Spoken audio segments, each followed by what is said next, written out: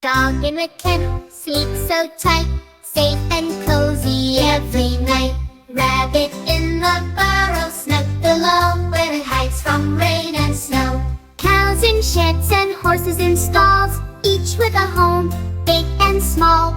Animals all have homes to keep, where they play and where they sleep.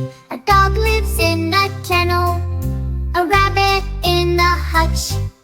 A cow stays in a shed, where it likes to munch. A horse stays in a stable, a piggy in a sty. Animals have homes, you see, where they live nearby. Dog in a kennel, bark, bark, bark.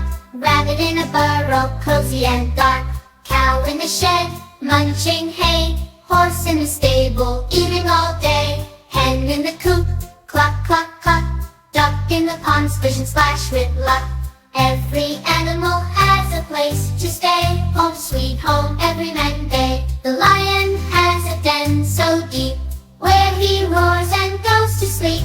The cat has a house, cozy and small, where it curls up like a ball.